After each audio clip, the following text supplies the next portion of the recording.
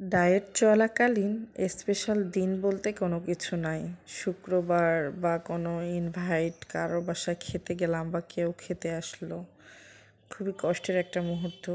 যদিও নিজেকে সামলানো, নিজেকে কন্ট্রোল করা অনেক কষ্ট হয়ে যায়, তারপরও সামলানো দরকার। প্রত্যেকটা মানুষের, সুস্থ এবং অসুস্থ প্রত্যেকটা মানুষের আসলে মেনটেন করে খাওয়া দরকার।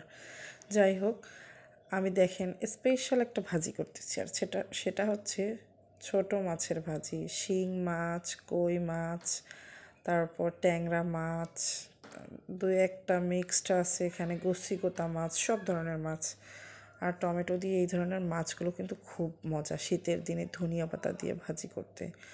আমারও তো খুবই পছন্দ, আপনাদের ভাইয়ারও খুব পছন্দ, আর আমারও মেয়েরও খুব পছন্দ। মাছের ফাইনাল লুকটা দেখেন। আমি অল্প তেলে অল্প একটু ভাজি করেছি, খেতে কিন্তু খুব মজা হয়েছে। ধনিয়া পাতা দিয়েছি, আর সঙ্গে ছিল সবজি, আর তার সাথে স্পেশাল একটা শাক। এরকম রেসিপি হলে চেটেপুটে খাওয়া যায়। এই যে আমার মেয়ে বলছে, আম্মু অনেক ইয়াম্মি হয়েছে, অনেক মজা হয়েছে। আপনারা কারা কারা শীতের দিনে এই ধরনের শাক, সবজি, ছোটো মাছের ভাজি খেতে পছন্দ করেন? হ্যালো এভরিওয়ান, আসসালামু আলাইকুম। সবাই কেমন আছেন? আলহামদুলিল্লাহ, আমি ভালো আছি। এই তো আমি সকালে রান্না শুরু করে দিয়েছি। আমি আজকে মিষ্টি কুমড়া শাক রান্না করব। তো মিষ্টি কুমড়া শাকটা আমি ধুয়ে নিয়েছি, ধুয়ে নিয়েই আমি আমার গ্যাসের চুলায় বসিয়ে দিয়েছি মিষ্টি কুমড়া শাকটা। দেখেন কালারটা কত সুন্দর হয়েছে, তাই না? সবুজ সবুজ সবুজ কালার দেখলেই আমার ফিদা হয়ে যায়, আমি খুব ভালো লাগে, বিশেষ করে ভেজিটেবলগুলো। তো আমি শাকটা ঝরিয়ে নিয়েছি, নেওয়ার পর শাকটা তেলে দিয়েছি, দিয়ে এখন আমি আলু ভাজিটা যে রান্না করব মাছ দিয়ে, সেটা তৈরি করতেছি। আমি দেশি আলু কেটে নিয়েছি, আর সঙ্গে দুটো মাত্র বেগুন দিয়েছি, বেশি দেওয়া যাবে না। আর এই যে আমার মাছগুলো লবণ দিয়ে ধুয়ে নিয়েছি।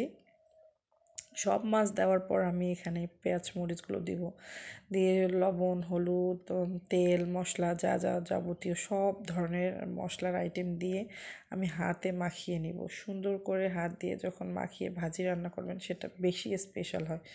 এখানে এই যে দেখেন, এটা হলো পাবদা মাছ। সব ধরনের মাছ মিক্সড আছে, শিং মাছ আছে, পাবদা মাছ আছে, ট্যাংরা মাছ আছে, বিভিন্ন ধরনের মাছ আর কি। এরকম মাছ কিন্তু ধনিয়া পাতা দিয়ে চচ্চড়ি করলে খেতে খুবই মজা লাগে। আপনাদের কাদের কাদের ভালো লাগে অবশ্যই জানাবেন। এখন আমি পেঁয়াজ মরিচগুলো দিয়ে দিলাম, দিয়ে এখন হাতে মাখানো শুরু করে দিব। হাতে মাখানো ছোট মাছের ভাজির এত পরিমাণ স্বাদ, অনেক গুণ স্বাদ। আপনারা চামচ দিয়ে নাড়ানাড়ি বা হাত দিয়ে, দুইটার মধ্যে অনেক পার্থক্য। যখন আমি মিক্সড করে নিয়েছি হাত দিয়ে সুন্দর করে, এখন আমি টমেটোগুলো ছড়িয়ে দিলাম। আর দেখেন টমেটোর কালারটা কত সুন্দর। এখন কিন্তু টমেটোর অনেক দাম, কয়েকদিন পরে একটু অ্যাভেলেবেল হবে। যাই হোক, গ্যাসের চুলায় বসিয়ে দিয়েছি, দেওয়ার পর দেখেন পানিটা যখন শুকিয়ে এসেছে, তখন কিন্তু কিছুতেই চামচ ইউজ করা যাবে না। আমরা যদি চামচ ইউজ করে ফেলি তাহলে কিন্তু আমাদের মাছগুলো ভেঙে যাবে। আস্তে আস্তে আলতোভাবে নাড়তে হবে, আর নামানোর আগে আগে আরেকটু ধনিয়া পাতা ছিটিয়ে দিয়ে নামানে আরও বেশি টেস্টটা হয়। যাই হোক, রান্নাবান্না শেষ, এখন খাওয়া দাওয়া শুরু। আমার মেয়ে তো অলরেডি খাওয়া দাওয়া শুরু করে দিয়েছে, আমরাও এখন খাবো। সবাই ভালো থাকবেন, সুস্থ থাকবেন। আজকের মতো বিদায় নিয়ে নিচ্ছি। আল্লাহ হাফেজ, টেক কেয়ার। আর আমার ভিডিওটা সবাই দেখে লাইক, কমেন্ট, শেয়ার করবেন, আর আমার পাশে থেকে আমাকে সাপোর্ট করবেন। আপনাদের জন্য রইল শুভকামনা। আল্লাহ হাফেজ।